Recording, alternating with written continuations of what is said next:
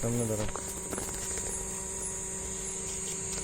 এই যে কুকুরটা প্রায় 10 মিনিট থেকে আমার সাথে এভাবে আছে, এতটাই ফ্রেন্ডলি।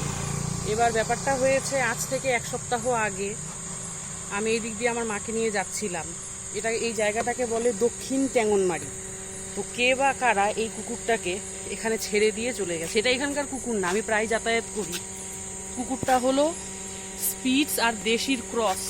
এই যে দেখুন,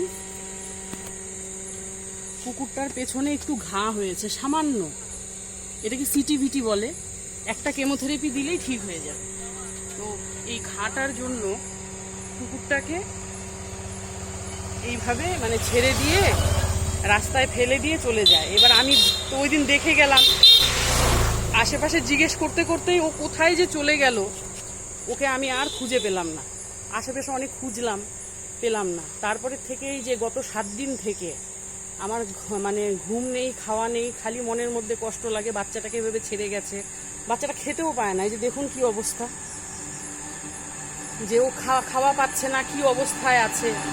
আমি রোজই আসতাম, এসে ওকে খুঁজতাম, কিন্তু পেতাম না। আমাকে ওরকম দেখে আশেপাশে কয়েকজন নাম্বার নিয়েছিল, তো 2 দিন ফোন করেছিল, সাথে সাথে আমি আসি, এসে মানে আস্তে আস্তেই ও চলে যায়।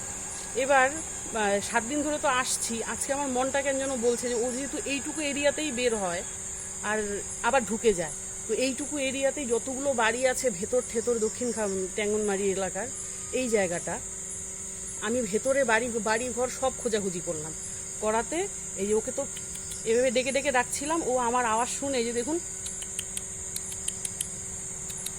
এত ভালো কুকুরটা, আমার আওয়াজ শুনে ও দেখি সামনের দিকে দৌড়ে চলে আসলো। আমাকে কিন্তু চেনে না, কিন্তু ও আগে যার বাড়িতে ছিল তারা হয়তো এভাবে ডাকতো। তো ওর জন্যে একটা ভালোবাসার বাড়ি আমি খোঁজ করব ওকে, কারণ আমার বাড়িতে তো প্রচুর কুকুর আছে, ওকে অ্যাকসেপ্ট করবে না, ওরা মেরে ফেলবে। ওর জন্য একটা বাড়ি খোঁজ করছি আমি, ওকে একদম সুস্থ করে আমি সেই বাড়িতে দেব।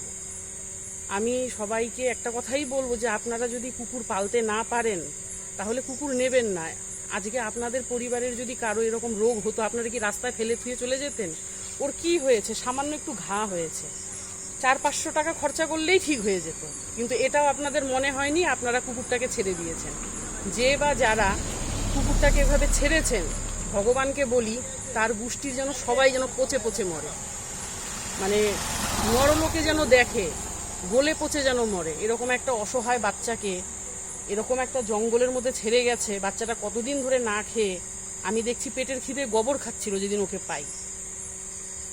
যাই হোক, হোপফুলি ভগবান ওকে পাইয়ে দিয়েছে, এবার দেখা যাক ওকে আমি কতটা ভালো রাখতে পারি।